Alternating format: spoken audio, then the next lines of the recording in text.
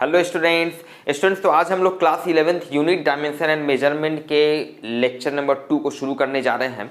और स्टूडेंट बहुत ही important class है क्योंकि आज के क्लास में हम लोग सीखेंगे कि कोई भी फिजिकल क्वांटिटी अगर आपको दे दिया जाए तो उसका डायमेंशनल फॉर्मूला हम लोग कैसे निकालते हैं। और उसके पहले जो बेसिक थ्योरी होगा कि भाई डायमेंशन होता क्या है, कैसे फिजिकल क्वांटिटी के डायमेंशन को हम लोग रिप्रेजेंट करते हैं, लिखने का तरीका क्या होता है, इन सारी चीज़ों को देखेंगे। स्टूडेंट बहुत इंपॉर्टेंट है आज का क्लास। इसके दो रीजन है। पहला, आप चाहे बोर्ड एग्जाम्स की बात करें या नीट या जेई की बात करें, डायमेंशन से रिलेटेड क्वेश्चंस डेफिनेटली 1 से 2 क्वेश्चंस आने ही आने हैं। मतलब नीट और जेई के स्पेशली बात करें तो हर साल 1 से 2 क्वेश्चंस आने हैं। तो डायमेंशन में 2 क्लास हम लोग देखेंगे। थोड़ा सा बड़ा क्लास होगा क्योंकि थोड़ा डिटेल से हम लोग इसको अच्छी तरह से सीखेंगे। तो आप मान के चलिए कि आज के क्लास से आपका नीट और जेई के लिए एक एक क्वेश्चन कवर होने जा रहे हैं। तो किस तरह के नीट और जेई में क्वेश्चंस भी पूछे जाते हैं, उन क्वेश्चंस को हम लोग लास्ट में भी देखेंगे। और इसके पहले अब तक अगर आपने चैनल को सब्सक्राइब नहीं किया है तो प्लीज चैनल को सब्सक्राइब कर ले, बेल आइकन को प्रेस कर ले। और चलिए शुरू करते हैं आज के क्लास को।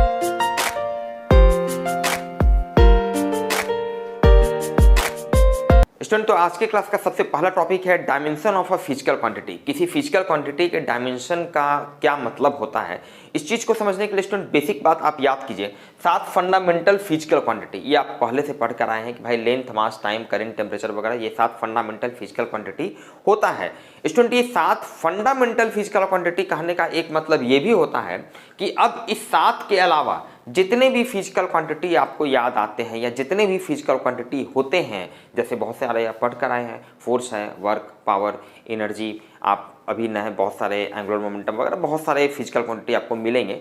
तो अब जितने भी फिजिकल क्वांटिटी बच गए इन 7 के अलावा, उन सारे फिजिकल क्वांटिटी को आप फंडामेंटल फिजिकल क्वांटिटी के टर्म में लिख सकते हैं। इसका ये मतलब होता है, जैसे आपको एक बेसिक एग्जांपल से समझाते हैं। सपोज कीजिए कि मान लिया फोर्स की हम लोग बात करते हैं स्टूडेंट, फोर्स क्लियर है। अब फोर्स तो फंडामेंटल फिजिकल क्वांटिटी नहीं है, इस लिस्ट में नहीं है, लेकिन फोर्स को हम इस फंडामेंटल फिजिकल क्वांटिटी के टर्म में रिप्रेजेंट कर सकते हैं। देखिए कैसे। अब फोर्स को तो भाई फोर्स से रिलेटेड कौन सा फॉर्मूला, सबसे पहला आपको जो फॉर्मूला याद आएगा, force equals to mass into acceleration, Newton second law of motion, mass into acceleration. चलिए ठीक है। अब यहां पर ध्यान दीजिए, मास तो भाई one of the fundamental physical quantity, तो मास को हम कुछ नहीं करेंगे, मास हम रहने देते हैं, इसमें कोई दिक्कत नहीं है। एक्सेलरेशन, अब एक्सेलरेशन इस लिस्ट में नहीं है, तो हमारा टारगेट होगा कि भाई कैसे फाइनली, चूंकि फोर्स में इसको कन्वर्ट करने के बाद जो भी टर्म आना चाहिए सिर्फ और सिर्फ फंडामेंटल फिजिकल क्वांटिटी ही होना चाहिए, यही मेरा टारगेट है। ध्यान दीजिएगा। एक्सेलरेशन क्या होता है, तो एक्सेलरेशन को हम लिख सकते हैं velocity divided by time. Acceleration is what, rate of change of velocity. Clear है। अब यहां से अगेन ध्यान दीजिए, ये तो मास हो गया इनटू वेलोसिटी। अगेन यहां पर देखिए वेलोसिटी इस लिस्ट में नहीं है, लेकिन टाइम तो है, टाइम है, तो हम टाइम को फिर से छोड़ देंगे एज इट इज। टाइम, ये मेरा टाइम हो गया। क्लियर है। और वेलोसिटी एक्चुअल में क्या होता है स्टूडेंट, डिस्प्लेसमेंट बाय टाइम। मतलब डिस्प्लेसमेंट क्या हो गया, displacement is nothing but length, और ये क्या होगा, लेंथ डिवाइडेड बाय टाइम। ये आपका वेलोसिटी हो गया, लेंथ डिवाइडेड बाय टाइम। और यहां से ध्यान दीजिएगा, ये मास हो गया इनटू ये लेंथ हो गया, ये लेंथ ऊपर में है तो ये लेंथ हो गया इनटू ये टाइम नीचे में जाएगा तो नीचे में टाइम का स्क्वायर, टाइम का 1 बाई टाइम का स्क्वायर। क्लियर है। अब फाइनली थोड़ा ध्यान दीजिए, तो इस चीज को हम ऐसे लिख सकते हैं, ये जो मेरा फोर्स आया ये इक्वल टू हो गया मास इनटू लेंथ इनटू ये टाइम का जो स्क्वायर है, इसको हम लिख सकते हैं टाइम का पावर -2।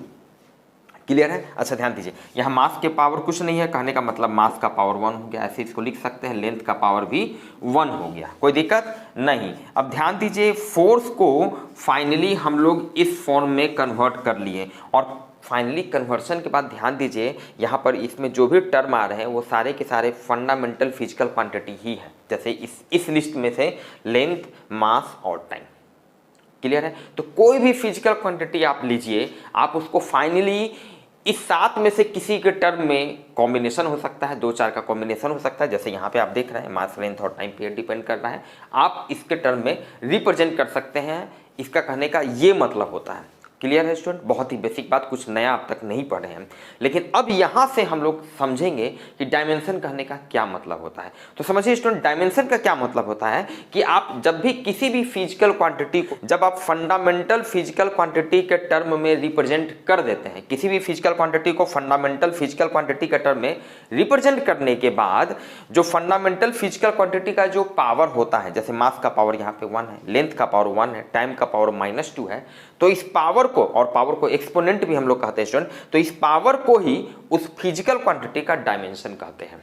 मतलब यहां पर हम कहेंगे the dimensions of force are 1 in mass, 1 in length and -2 in time. Clear है? कोई कंफ्यूजन नहीं? तो इस तरह से स्टूडेंट कुछ यहाँ पे आप लिख सकते हैं, when we write a given physical quantity in terms of fundamental physical quantity then the powers या exponents of fundamental physical quantity are called the dimensions of given physical quantity. तो स्टूडेंट अब हम लोग सीखेंगे कि किसी भी फिजिकल क्वांटिटी के डायमेंशन को हम लोग लिखते कैसे हैं, रिप्रेजेंट करने का क्या तरीका होता है। देखिए स्टेप बाय स्टेप हम लोग बढ़ रहे हैं। पहले वाले पॉइंट ए में हम लोगों ने डायमेंशन को समझा कि डायमेंशन होता क्या है, वहाँ पर मैंने ए लिखा था। अब ये बी सेक्शन में, सो डैट कि आपका एक प्रॉपर वे में नोट भी बनते चला जाए, तो बी में अब क्या हेडिंग हो गया, how to represent the dimension of a physical quantity को शॉर्ट में पीक्यू लिख दिया, चूंकि ये टर्म बार बार आने वाला है। स्टूडेंट देखिए रिप्रेजेंटेशन बहुत ही इंपॉर्टेंट होता है। कैसे, एक छोटा सा एग्जांपल से मैं आपको समझाता हूं। सपोज कीजिए कि अभी मैंने यहाँ पर इस तरह से लिखा, क्लियर है, और फिर इस तरह से लिखा, ओके। तो सामने वाले को बिना कुछ कहे जब हम इस तरह से लिख कर देंगे तो वो इसका आंसर 5 लिखेगा, इसका आंसर 1 लिखेगा, कोई प्रॉब्लम नहीं है। इसीलिए क्योंकि ये पता है कि ये जो सिंबल है, ये जो रिप्रेजेंटेशन है, ये एडिशन का है, तो बिना कुछ बोले वो समझ गया कि भाई ये 3 और 2 को ऐड करना है, उसी तरह 3 और 2 को सब्ट्रैक्ट करना है। तो रिप्रेजेंटेशन का ये मतलब हुआ, मतलब बिना कुछ कहे सामने वाला आदमी समझ जाए। क्लियर है? तो अब यहाँ पर हम लोग समझेंगे, देखेंगे कि भाई किसी फिजिकल क्वांटिटी को किस तरह से लिखते हैं, सो डैट कि बिना कहे सामने वाला आदमी देख के समझ जाएगा कि अच्छा आप डायमेंशन की बात कर रहे हैं। तो इसके लिए हम लोग क्या किए, एक कन्वेंशन को एडॉप्ट किए। देखिए most of the time physics में और इनफैक्ट और भी दूसरे सब्जेक्ट्स में भी बहुत जगह जहाँ पर रिप्रेजेंटेशन वगैरह का जो तरीका होता है वो एक कन्वेंशनली हम लोग एडॉप्ट कर लेते हैं। कहने का मतलब है कि सपोज कीजिए अगर यहाँ पर हम यहाँ पे प्लस का सिंबल हम लोग को शुरू से बता दिया गया कि भाई ये सिंबल होता है, हो सकता है कि ये सिंबल ना होके अगर शुरू से ये जलेबी टाइप का इस तरह से सिंबल ऐसे बना दिया जाता तो वही सिंबल हम लोग आज तक मानते चले जाते, हाँ भाई यही एडिशन का है, ये सिंबल है। क्लियर है? तो उसी तरह हम लोग एक कन्वेंशन को एडॉप्ट कर लिए। क्या कन्वेंशन एडॉप्ट किए? किसी भी फिजिकल क्वांटिटी को डायमेंशन को दिखाने के लिए तो हम लोग एडॉप्ट किए कि भाई जिस भी फिजिकल क्वांटिटी के डायमेंशन को आपको लिखना है आप उसको सिंपली स्क्वायर ब्रैकेट के अंदर लिख दीजिए।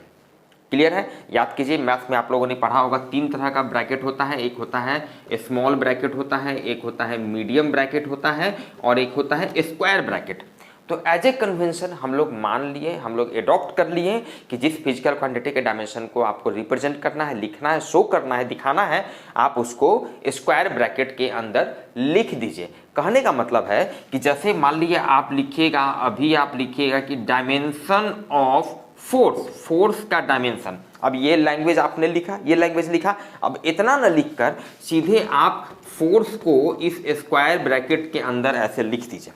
तो ये जैसे ही ऐसे लिख दीजिएगा तो जिसको डायमेंशन पता है वो देख के समझ जाएगा अच्छा आप फोर्स के डायमेंशन की बात कर रहे हैं। क्लियर है? कोई कंफ्यूजन नहीं? देखिए इसी चीज को, ये पहला कन्वेंशन है और इसी चीज को लैंग्वेज में यहाँ पर लिख दिए हैं। For representing dimension of a physical quantity, किसी फिजिकल क्वांटिटी के डायमेंशन को दिखाने के लिए we put the physical quantity, हम लोग उस फिजिकल क्वांटिटी को रख देते हैं इनसाइड अ स्क्वायर ब्रैकेट, एक स्क्वायर ब्रैकेट के अंदर। कोई कंफ्यूजन नहीं? तो उस हिसाब से स्टूडेंट याद कीजिए इसके जस्ट पहले वाले पार्ट ए में हम लोग यहाँ तक पहुंच चुके थे कि भाई फोर्स को हम लोग इस तरह से फंडामेंटल फिजिकल क्वांटिटी में लिख लिए थे। अब ध्यान दीजिए फोर्स के डायमेंशन की बात कर रहे हैं तो अब हम लोग क्या करेंगे भाई, इस फोर्स को इस तरह से स्क्वायर ब्रैकेट में डालें। तो इधर डालें तो इधर भी ये क्या हो गया, ये मास का पावर ये आपका क्या हो गया 1 हो गया, इंटू ये लेंथ का पावर 1 हो गया, इंटू टाइम का पावर -2 हो गया। कोई कंफ्यूजन नहीं? चलिए अब दूसरा क्या कन्वेंशन है, एक और हम लोगों ने कन्वेंशन एडॉप्ट किया। अब हम लोगों ने क्या कन्वेंशन एडॉप्ट किया कि जैसे सिंबल, हम लोगों ने क्या सिंबल एडॉप्ट किया कि भाई जैसे हम लोग लिखते हैं ना कि मान लिया मीटर लिखते हैं तो मीटर को शॉर्ट में हम लोग स्मॉल एम लिख देते हैं, स्मॉल एम लिखते हैं। किलोग्राम तो अब KILOGRAM उतना नहीं लिखकर सीधे शॉर्ट में केजी लिख देते हैं, कोई कंफ्यूजन। सेकेंड को ACCOND उतना नहीं लिखकर सीधे एस उसका सिंबॉलिकली लिख देते हैं। उसी तरह हम लोग दूसरा कन्वेंशन एडॉप्ट किए कि भाई जो भी fundamental physical quantity length mass time current वगैरह ये जो आएगा डायमेंशन लिखने के क्रम में, क्लियर है। तो अब इतना न लिख को लेंथ को हम लोग इसका सिंबल दे दिए, डायमेंशनल सिंबल दे दिए। लेंथ को अब उतना नहीं लिखना है भाई, आप L लिख दीजिए, मास को M लिख दीजिए, कैपिटल में M लिख दीजिए, टाइम वाला टर्म आए तो उसको T सीधे लिख दीजिए, हम समझ जाएंगे कि भाई टाइम वाला टर्म है। करंट आए तो उसको A लिख दीजिए, टेम्परेचर आए तो K लिख दीजिए। इसी तरह आप देख सकते हैं ये हम लोग एक स्टैंडर्ड सिंबल, एक कन्वेंशन एडॉप्ट कर लिए। कहने का मतलब है कि अब ध्यान दीजिए यहाँ पर, यहाँ तक जो हम लोग जो पहुँचे हैं, हम लोग लिख रहे हैं फोर्स का डायमेंशन। तो अब भाई ये जो लिखे है ना मास का पावर 1, तो अब सीधे मास के जगह पे हम M लिख देंगे, M का पावर 1, क्लियर है। लेंथ है तो L लिख दिए, पावर 1 हो गया। और टाइम का डायमेंशन हम लोग क्या चीज से दिखाते हैं, तो T से, तो ये हो गया T का पावर -2 हो गया, क्लियर है। इसी चीज को कन्वेंशन 2 में यहां पर लिख दिया है कि फॉलोइंग सिंबल्स, ये सिंबल्स जो है have been used for fundamental physical quantity to represent their dimension. उनके डायमेंशन को दिखाने के लिए ये सिंबल हम लोग यूज करते हैं, क्लियर है। तीसरा जो कन्वेंशन हम लोग एडॉप्ट किए कि अगेन जैसे हम लोग यूनिट को मल्टीप्लाई करते हैं या डिवाइड करते हैं, जैसे सपोज कीजिए कि मान लिया कहीं इधर मान लिया मीटर है, इधर केजी है, इधर मीटर स्क्वायर है इंटू सेकेंड, ऐसा कुछ मान लिया कहीं पे सिचुएशन आता है, तो हम लोग इसको सॉल्व करते हैं ना भाई। ये केजी इंटू सेकेंड ये ऊपर में है, ये मीटर से 1 मीटर ये कटा, नीचे में 1 मीटर लाइक दिस, इसको इस तरह से हम लोग लिख देते हैं। मतलब जो सिंपल रूल्स ऑफ अलजेब्रा के हिसाब से जिस तरह मल्टीप्लिकेशन और डिवीजन होता है उस तरह से हम लोग करते हैं। तो उसी तरह डायमेंशन के केस में भी जब भी हमारा डायमेंशन इस तरह से चाहे डिवीजन में आए चाहे मल्टीप्लिकेशन में आए, हम लोग उसको लिख सकते हैं। कहने का ये मतलब हुआ कि अब यहाँ पर ये जो फोर्स का डायमेंशन आया ये क्या आ गया, अब देखिए इसको हम मल्टीप्लाई सीधे कर सकते हैं। ये m हो गया, m का पावर 1 हो गया, l का पावर 1 हो गया, t का पावर -2 हो गया, एक साथ तीनों को मल्टीप्लाई करके लिख दिए, क्लियर है। और इसको और ज़्यादा से हम लोग थोड़ा सॉल्व करके लिख सकते हैं भाई। m का पावर 1 लिखते भी है, नहीं भी लिखते हैं तो m हो गया, l का पावर लिखते हैं 1, नहीं भी लिखते हैं तो l हो गया, और t का पावर -2 तो लिखना पड़ेगा। तो ये आपका हो गया फोर्स का डायमेंशनल फॉर्मूला। तो यही जो आप बुक्स वगैरह में देखते हैं इस तरह से हम लोग यहाँ तक पहुँचते हैं इन 3 कन्वेंशंस को मानते हुए। और तीसरा कन्वेंशन का लैंग्वेज आप समझ सकते हैं, just like units we can multiply या divide the different terms of dimension. Unit की तरह हम लोग डायमेंशन का जो डिफरेंट टर्म्स है उसको मल्टीप्लाई या डिवाइड कर सकते हैं, क्लियर है स्टूडेंट। तो अब हम लोग स्टूडेंट सीखते हैं कि किसी भी कोई भी फिजिकल क्वांटिटी दे दिया जाए, बहुत ही इंपॉर्टेंट, तो उसका डायमेंशनल फॉर्मूला, जैसे ये फोर्स का डायमेंशनल फॉर्मूला हो गया, ये जो मेरा फाइनली टर्म आया इसको हम कहेंगे, इसको लैंग्वेज में हम कह सकते हैं the dimensional formula of force is MLT-2, clear है। तो अब हम लोग देखते हैं, सीखते हैं कि कोई भी फिजिकल क्वांटिटी दे दिया जाए तो कैसे उसका डायमेंशनल फॉर्मूला लिखते हैं स्टूडेंट। तो आज के क्लास का सबसे इंपॉर्टेंट और लास्ट सेक्शन कि किसी भी फिजिकल क्वांटिटी का डायमेंशनल फॉर्मूला हम लोग कैसे लिखते हैं। इंपॉर्टेंट स्टूडेंट इसलिए क्योंकि अभी मैं आपको लगभग 15 से 20 एग्जांपल्स यहाँ पर बताने वाला हूँ। अलग अलग फिजिकल क्वांटिटी का डायमेंशनल फॉर्मूला हम लोग लिख कर देखेंगे, सीखेंगे कैसे लिखते हैं। तो इसमें से मैक्सिमम फिजिकल क्वांटिटी का डायमेंशनल फॉर्मूला जो है स्टूडेंट नीट और जेईई में बहुत बार पूछा जा चुका है, और साथ ही साथ आप मान के चलिए कि इसी में से 1-2 फिजिकल क्वांटिटी का डायमेंशनल फॉर्मूला आपको बोर्ड एग्जाम्स में भी आने वाला है। साथ ही साथ लास्ट में जब हम लोग पूरा फिजिकल क्वांटिटी 15-20 एग्जाम्पल्स में आपको बताऊंगा, उसके आधार पे हम लोग कुछ इंपॉर्टेंट कंक्लूजन और इंपॉर्टेंट प्रॉपर्टीज को निकालेंगे। वहां से हम लोग देखेंगे कि भाई डायमेंशनल फॉर्मूला का और क्या क्या प्रॉपर्टी होता है। तो चलिए शुरू करते हैं स्टूडेंट। देखिए सबसे पहला एग्जाम्पल, सपोज कीजिए कि आपको डायमेंशनल फॉर्मूला निकालना है, एरिया आपको दे दिया जाए। तो देखिए स्टूडेंट कंसेप्ट क्या है, कैसे सोचते हैं, how to think, this is important. जब भी आपको कोई फिजिकल क्वांटिटी दिया जाए तो उस फिजिकल क्वांटिटी का अगर डायमेंशनल फॉर्मूला निकालना है तो उससे रिलेटेड आप कोई भी फॉर्मूला याद कीजिए। जैसे एरिया का डायमेंशनल फॉर्मूला आपको निकालना है तो एरिया से रिलेटेड सबसे पहला काम है कि आपको कोई फॉर्मूले को याद करना है।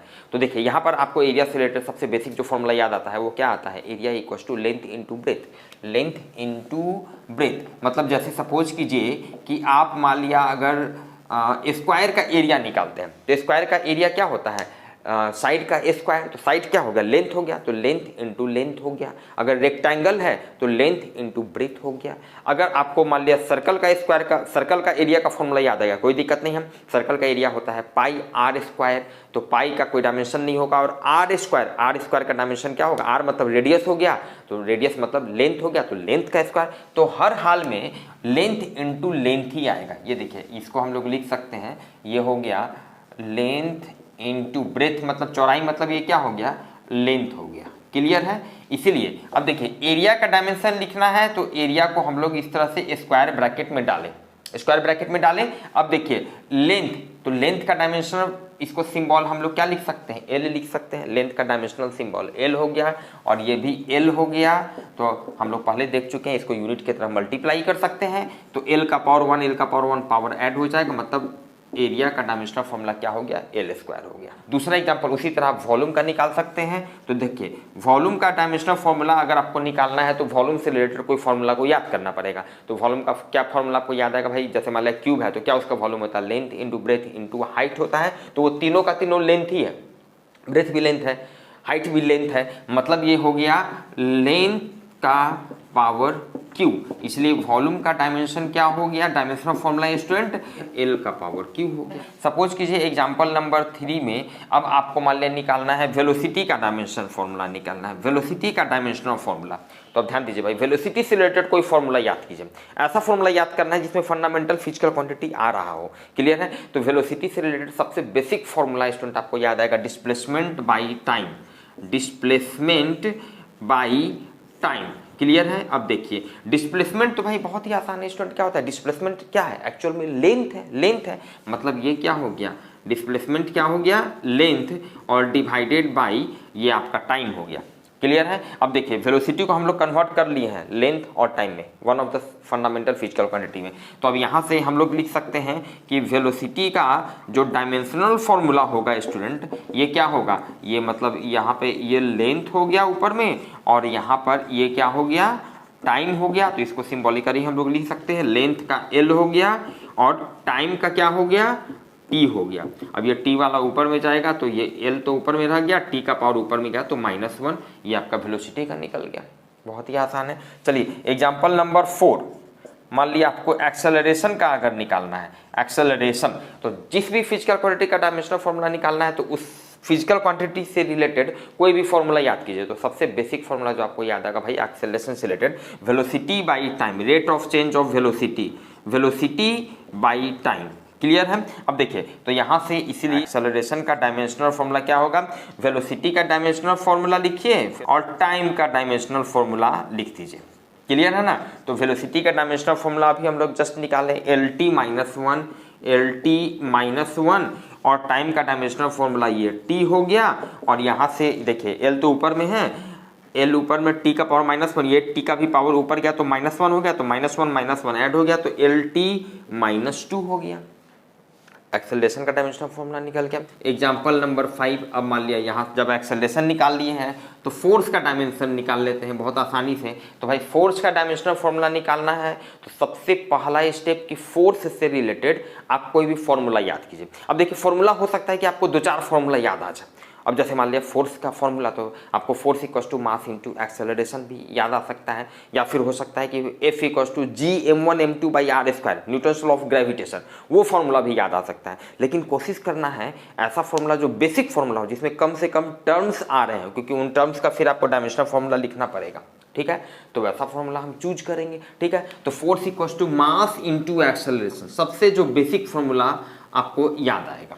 कोई कंफ्यूजन नहीं। तो अब हम भाई यहाँ से फॉर्मूला लिख लिए, तो अब हम फोर्स का डायमेंशन लिखते हैं, डायमेंशनल फॉर्मूला, तो मास का डायमेंशनल फॉर्मूला लिखेंगे। चलिए, और एक्सेलरेशन का डायमेंशनल फॉर्मूला लिखेंगे। अब देखिए, मास का तो डायमेंशनल फॉर्मूला क्या होता है, सिंपल m से इसको रिप्रेजेंट कर दीजिए। एक्सेलरेशन का डायमेंशनल फॉर्मूला क्या होता है, तो एक्सेलरेशन का डायमेंशनल फॉर्मूला हम लोग यहाँ पर निकाले हैं, LT -2, तो ये हो गया LT -2। इसीलिए फोर्स का डायमेंशन क्या होगा, इसको मल्टीप्लाई कर दीजिए, ये हो गया MLT -2। क्लियर है। एग्जाम्पल नंबर 6, बहुत फेमस एग्जाम्पल, बहुत बार एग्जाम में पूछा जा चुका है। वर्क का डायमेंशनल फॉर्मूला आपसे पूछा जाएगा। कि भाई वर्क का क्या होता है डायमेंशनल फॉर्मूला। तो सबसे पहला स्टेप आपको वर्क से रिलेटेड कोई भी फॉर्मूले को याद करना है। तो जो सबसे बेसिक फॉर्मूला आप 9-10 से पढ़ कर आए हैं, तो क्या होता है भाई, वर्क इक्वल्स टू होता है फोर्स इनटू डिस्प्लेसमेंट। अब देखिए, जब ये फॉर्मूला पहले याद कर लिए, अब हमको क्या करना होगा भाई, वर्क का डायमेंशनल फॉर्मूला लिखना है। तो आपको क्या करना होगा, फोर्स का डायमेंशनल फॉर्मूला लिखिए इनटू डिस्प्लेसमेंट का डायमेंशनल फॉर्मूला लिखिए, दोनों को मल्टीप्लाई कर दीजिए। क्लियर है। फोर्स का डायमेंशनल फॉर्मूला हम लोग जस्ट अभी निकाले हैं, mlt-2, तो ये हो गया mlt-2। क्लियर है। इनटू डिस्प्लेसमेंट क्या हो गया, डिस्प्लेसमेंट है या डिस्टेंस है, ये तो एक्चुअल में लेंथ हो गया।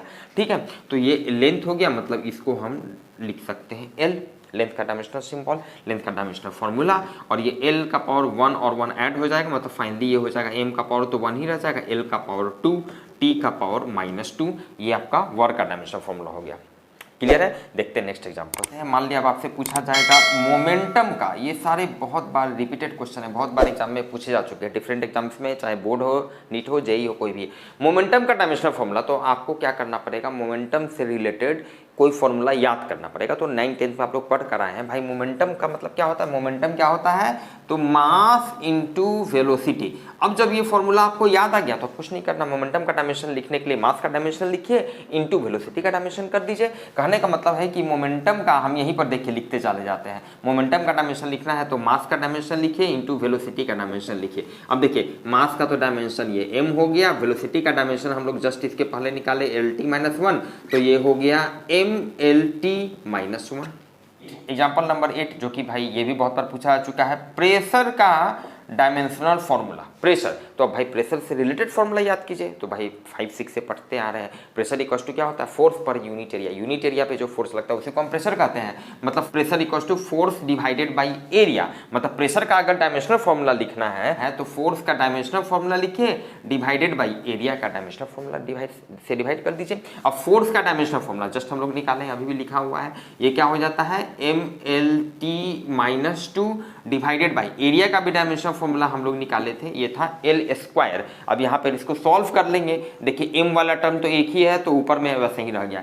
l का पावर यहाँ ऊपर में 1 है, 2 नीचे में है, तो ये ऊपर जाएगा तो -2 हो जाएगा।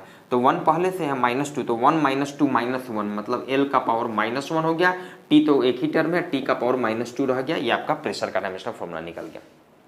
क्लियर है। चलिए example number 9, universal constant of gravitation, G का डायमेंशनल फॉर्मूला। तो अगेन एक ही कंसेप्ट है भाई कि जी का डायमेंशनल फॉर्मूला निकालना है तो आपको जी से रिलेटेड कोई फॉर्मूला को याद करना पड़ेगा। तो स्टूडेंट याद कीजिए, एक ही फॉर्मूला आप तक पढ़ते आए हैं न्यूटन्स लॉ ऑफ ग्रेविटेशन में, जहां पर आपको जी आता है, ऐसा फॉर्मूला याद करना है जहां पर जी आता है। और उसमें भी अगर मान लिया आपको 2-3 फॉर्मूला याद हो जाए तो भाई जो बेसिक फॉर्मूला जिसमें कम टर्म्स आ रहे हैं वही फॉर्मूला यूज कर लेना है। तो जी से रिलेटेड फॉर्मूला आपको एक ही फॉर्मूला याद आ रहा है, F equals to G m1 m2 divided by r²। देखिए यहां से हम लिख सकते हैं g equals to fr² divided by m1 m2। इसीलिए अगर g का डायमेंशनल फॉर्मूला निकालना है हम लोगों को तो क्या करना पड़ेगा, फोर्स का डायमेंशनल फॉर्मूला निकालिए, ये जो डिस्टेंस है उसका डायमेंशनल फॉर्मूला निकाल के स्क्वायर कीजिए, डिवाइडेड बाई ये जो m1 जो मास है इसका डायमेंशनल फॉर्मूला, m2 जो मास है उसका डायमेंशनल फॉर्मूला।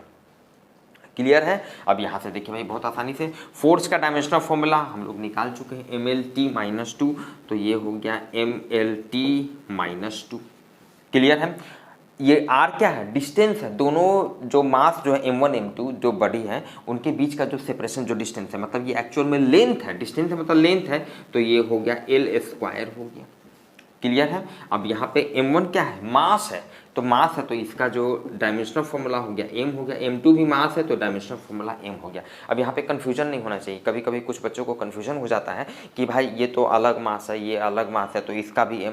देखिए डायमेंशनल जो रिप्रेजेंटेशन होता है, जो हम लोग सिंबॉलिकली जो डायमेंशनल फॉर्मूला जो यूज करते हैं उसका अलग अलग मास उसके मैग्नीट्यूड से कोई लेना देना नहीं होता है। इसको एक दूसरे एग्जांपल से भी मैं आपको बताता हूँ। जैसे आप लोगों ने पढ़ा होगा s = ut या v = u + at, ये फॉर्मूला आप लोगों ने पढ़ा होगा, जहाँ पर v क्या होता है, final velocity, u initial velocity होता है। मतलब कोई बॉडी मान ले मूव कर रहा है, इनिशियल वेलोसिटी u से, फाइनल वेलोसिटी कुछ एक्सेलरेशन से चला, कुछ देर बाद उसका वेलोसिटी v हो गया। तो अगर हम यहाँ पर पूछे कि भाई जो v जो है फाइनल वेलोसिटी, इसका डायमेंशनल फॉर्मूला क्या होगा, तो इसका डायमेंशनल फॉर्मूला भी होगा LT-1। वेलोसिटी फाइनल वेलोसिटी है तो भी dimensional formula LT-1। Initial velocity है जो कि हो सकता है वेलोसिटी कम हो, ठीक है, तो उसका भी डायमेंशनल फॉर्मूला LT-1 होगा। एवरेज वेलोसिटी अगर हम कहीं पे कोई टर्म आ जाए तो उसका भी डायमेंशनल फॉर्मूला LT-1 होगा। रिलेटिव वेलोसिटी आ जाए तो भी उसका डायमेंशनल फॉर्मूला LT-1 ही होगा। क्लियर है, वेलोसिटी है, स्पीड है, सब LT-1 होगा। तो उसी तरह मास है, कंफ्यूजन नहीं होना चाहिए, डायमेंशनल फॉर्मूला m, और इसके लिए भी m ही रहेगा। और इसको बहुत आसानी से देखिए हम लोग सॉल्व कर लेंगे। एक m से तो एक m मान लिया कैंसिल हो जाएगा, ठीक है, एकदम सिंपल, जैसे अलजेब्रिकली हम लोग सॉल्व करते हैं वैसे सॉल्व करेंगे। एक m से एक m कैंसिल, ये m एक ऊपर में चला जाएगा तो ध्यान दीजिए m का पावर -1 हो गया। चलिए l का पावर ऐड हो जाएगा, यहाँ पे l का पावर 1 है, यहाँ l का पावर 2, तो 1 + 2 3, l का पावर 3, t का पावर -2। एग्जाम्पल नंबर 10 में स्टूडेंट अब हम लोग निकालना चाह रहे हैं, मान लिया पोटेंशियल एनर्जी, शॉर्ट में लिख रहे हैं पोटेंशियल एनर्जी। तो भाई पोटेंशियल एनर्जी का जैसे ही आपसे पूछ दिया जाए कि बताइए डायमेंशनल फॉर्मूला क्या होगा, तो आपका दिमाग अब दौड़ने लगना चाहिए कि पोटेंशियल एनर्जी से रिलेटेड फॉर्मूला को याद कीजिए। तो भाई बहुत जो सबसे आसान फॉर्मूला आप लोग 9-10 से पढ़ कर आए हैं वो क्या है, पोटेंशियल एनर्जी इक्वल्स टू क्या होता है, mgh। बहुत बार ये फॉर्मूला यूज भी किए होंगे, बहुत सारे न्यूमेरिकल्स को सॉल्व किए होंगे, जहाँ पे आपको पता है कि m क्या होता है, मास होता है, g acceleration due to gravity, और h क्या होता है, हाइट होता है, लेंथ होता है। तो अब पोटेंशियल एनर्जी का अगर आपको डायमेंशनल फॉर्मूला निकालना है तो आप सिंपल ये जो मास जो है ना, इसका डायमेंशनल फॉर्मूला लिखिए, g acceleration due to gravity इसका डायमेंशनल फॉर्मूला लिख दीजिए, और h जो हाइट है इसका डायमेंशनल फॉर्मूला लिख दीजिए। क्लियर है। अब देखिए तो ये मास है तो इसका डायमेंशनल फॉर्मूला तो capital M, g acceleration due to gravity. अब देखिए सिमिलर एग्जांपल्स फिर आ गया, जैसे अभी आपको बताएं, चाहे इनिशियल वेलोसिटी हो, final velocity, average velocity, relative velocity, कुछ भी हो, सबका डायमेंशनल फॉर्मूला, वेलोसिटी का जो डायमेंशनल फॉर्मूला होगा LT-1 वही होता है। उसी तरह कोई भी एक्सेलरेशन हो, अब यहाँ पे एक्सेलरेशन ड्यू टू ग्रेविटी तो कंफ्यूजन नहीं होना चाहिए, एक्सेलरेशन है तो इसका डायमेंशनल फॉर्मूला हम लोग निकाल चुके हैं, जस्ट अभी पहले आप देख सकते हैं LT-2 एक्सेलरेशन का डायमेंशनल फॉर्मूला। h क्या होता है, हाइट होता है, हाइट मतलब क्या हो गया, लेंथ हो गया, तो इसका डायमेंशनल फॉर्मूला हम लोग लिख देंगे L। कोई कंफ्यूजन नहीं। तो अब इसको हम लोग सॉल्व कर लेते हैं, थोड़ा सा इसको सॉल्व करेंगे तो देखिए m का तो एक ही टर्म है तो m का एक टर्म हो गया, l का यहाँ भी पावर 1, l का पावर यहाँ भी 1, तो ये ml2 हो गया और t-2 हो गया। नेक्स्ट एग्जांपल जैसे सपोज कीजिए कि अब ये तो पोटेंशियल एनर्जी, अब सपोज कीजिए आपसे मान लिया पूछ दिया जाए कि अब काइनेटिक एनर्जी का बताइए भाई, काइनेटिक एनर्जी का डायमेंशनल फॉर्मूला निकालना है, तो अगेन काइनेटिक एनर्जी से रिलेटेड कोई फॉर्मूला आपको याद करना पड़ेगा। भाई तो काइनेटिक एनर्जी से फॉर्मूला जो सबसे ज़्यादा यूज होने वाला फॉर्मूला हम लोगों ने यूज किया है या पढ़ा है अभी तक, वो क्या होता है, ½ mv²। तो अब काइनेटिक एनर्जी का अगर डायमेंशनल फॉर्मूला आपको निकालना है तो यहाँ पे मास का डायमेंशनल फॉर्मूला आपको पता होना चाहिए, वेलोसिटी का डायमेंशनल फॉर्मूला उसका स्क्वायर कर देंगे, वन थिंग। सेकंड थिंग, ये हाफ जो है ये प्योर नंबर है, तो प्योर नंबर का कोई डायमेंशन नहीं होता है, इसको नोट कर लीजिए कि प्योर नंबर जैसे 1 हो गया, 1/2 हो गया, 1/3 लाइक दिस, इसका कोई डायमेंशन नहीं होता है, मतलब कि दे आर डायमेंशन लेस, ये डायमेंशन लेस होते हैं, मतलब इसका कोई डायमेंशन नहीं होगा। तो अब सिंपल आपको मास का डायमेंशन लिखना है इंटू जो वेलोसिटी है उसका डायमेंशन लिख के स्क्वायर कर देना है काइनेटिक एनर्जी का डायमेंशन लिखने के लिए। तो मास का डायमेंशन m हो गया, क्लियर है। वेलोसिटी का डायमेंशन देखिए LT-1 हो गया, पहले हम लोग देख चुके हैं अभी जस्ट अभी, इसका स्क्वायर कर दीजिए। ये देखिए ये मास हो गया, m हो गया, ये इसका होल का टोटल का स्क्वायर है तो l का स्क्वायर हो गया और t का पावर -2 हो गया। अब इसको थोड़ा मल्टीप्लाई करके एक साथ कर देते हैं, कर सकते हैं एक साथ मल्टीप्लाई, तो ये m का m हो गया, l का पावर 2 हो गया, t का पावर -2 हो गया, and this is the dimensional formula of kinetic energy. Next example student देखते हैं हम लोग चार्ज का, कि भाई चार्ज का डायमेंशनल फॉर्मूला बताइए। तो अगेन चार्ज तो इस लिस्ट में है नहीं, तो अब आपको क्या करना पड़ेगा कि चार्ज से रिलेटेड कोई फॉर्मूला को याद करना पड़ेगा, और कोशिश करना पड़ेगा, दो कोशिश करना चाहिए। पहला तो बेसिक फॉर्मूला याद हो, और दूसरा उसमें ये फंडामेंटल फिजिकल क्वांटिटी वाला टर्म आ रहा हो, आएगा तभी तो फिर ml t के जो भी है इस टर्म में हम लोग उसको लिखेंगे, ठीक है। तो चार्ज से रिलेटेड जो सबसे बेसिक फॉर्मूला स्टूडेंट होता है वो क्या होता है, करेंट इनटू टाइम। अब चार्ज का डायमेंशनल फॉर्मूला अगर लिखना है, कहने का मतलब है चार्ज का डायमेंशनल फॉर्मूला अगर लिखना है तो करंट का डायमेंशनल फॉर्मूला लिखिए और टाइम का डायमेंशनल फॉर्मूला लिखिए। तो करंट देखिए, करंट यहाँ पर दिया हुआ है, करंट का डायमेंशनल फॉर्मूला हम लोग सीधे ए से रिप्रेजेंट करते हैं, मतलब ए लिखते हैं, मतलब ये करंट का डायमेंशनल फॉर्मूला ए हो गया, और टाइम का डायमेंशनल फॉर्मूला क्या होता है, टी होता है, मतलब ये हो गया टी, मतलब ये चार्ज का डायमेंशन ऑफ फॉर्मूला आपका क्या हो गया, 80 हो गया। क्लियर है। नेक्स्ट एग्जांपल नंबर 12, जैसे मान लिया आपसे पूछ दिया जाए रिफ्रैक्टिव इंडेक्स का डायमेंशन फॉर्मूला बताइए। ये भी बहुत बार एग्जाम में पूछा जा चुका है स्टूडेंट, बोर्ड एग्जाम के लिए इंपॉर्टेंट है रिफ्रैक्टिव इंडेक्स, और नीट जेई वगैरह में पूछा गया है। रिफ्रैक्टिव इंडेक्स लाइट में आप लोगों ने पढ़ा होगा 9th 10th वगैरह में। तो रिफ्रैक्टिव इंडेक्स का डायमेंशन फॉर्मूला निकालना है तो इससे रिलेटेड फॉर्मूला को याद करना पड़ेगा। तो रिफ्रैक्टिव इंडेक्स क्या होता है, ये इनफैक्ट होता है student speed of light in vacuum, vacuum में जो लाइट का स्पीड होता है divided by speed of light in medium. तो अब रिफ्रैक्टिव इंडेक्स का डायमेंशन फॉर्मूला निकालना है, इसका डायमेंशन फॉर्मूला निकालना है तो क्या करना पड़ेगा, लाइट का स्पीड जो है वो वैक्यूम में जो है उसका डायमेंशन फॉर्मूला लिखिए, और लाइट का स्पीड मीडियम में जो है उसका डायमेंशन फॉर्मूला लिखिए। ठीक है, तो अब देखिए लाइट का स्पीड मतलब स्पीड का डायमेंशन फॉर्मूला लिखना, वैक्यूम में हो चाहे मीडियम में हो, दोनों ही केस में स्पीड का डायमेंशन फॉर्मूला लिखना है। तो स्पीड का डायमेंशन फॉर्मूला क्या होता है, LT-1, और यहाँ भी LT-1। अब यहाँ पर भाई ऊपर में भी LT-1, नीचे में भी LT-1, मतलब इसको सॉल्व करेंगे तो एक्चुअल में ये L का पावर 0, T का पावर 0, इसको सॉल्व करेंगे मतलब ये हो गया डायमेंशन लेस, इसका कोई डायमेंशन नहीं है। सिंपल इसको इस तरह से भी हम लोग कह सकते हैं, it has no dimension. Example number 30, plane angle या सिंपल जिसको हम लोग एंगल कहते हैं, उस एंगल का डायमेंशन फॉर्मूला अगर आपको निकालना है तो कंसेप्ट फिजिक्स में एक ही रहता है, बस उसी में घुमा फिरा दिया जाता है। कंसेप्ट क्या है, उससे रिलेटेड कोई फॉर्मूला को याद कीजिए। तो प्लेन एंगल स्टूडेंट क्या होता है आप समझ रहे हैं, प्लेन एंगल से रिलेटेड फॉर्मूला आप लोग पढ़े हुए हैं। जैसे मान लिया इस प्लेन में यहाँ पर मान लिया ये एंगल बन रहा है थीटा, तो थीटा इक्वल्स टू क्या होता है, L/R। ये जो आर्क हो गया इसका जो लेंथ हो गया, और ये रेडियस जो R जो है रेडियस, याद कीजिए ये फॉर्मूला यूज किए होंगे आप लोग डेफिनेटली 9th 10th या 7th 6th वगैरह में जब भी। तो प्लेन एंगल इक्वल्स टू क्या होता है, आर्क डिवाइडेड बाय रेडियस। इस तरह से बहुत स्टूडेंट आप लोग याद करके आए होंगे। ठीक है, तो आर्क क्या हो गया, एक्चुअल में आर्क, अब हमको प्लेन एंगल का अगर डायमेंशन फॉर्मूला लिखना है तो जो आर्क है उसका डायमेंशन फॉर्मूला लिखिए, रेडियस का डायमेंशन फॉर्मूला। आर्क एक्चुअल में ये आर्क यही लेंथ होता है, तो ये एक्चुअल में लेंथ हो गया, रेडियस भी लेंथ होता है, तो यहाँ से अगेन L का पावर 0, मतलब कि प्लेन एंगल का कोई डायमेंशन नहीं है, नो डायमेंशन, डायमेंशनलेस। क्लियर है। नेक्स्ट एग्जांपल देखते हैं, एग्जांपल नंबर 14।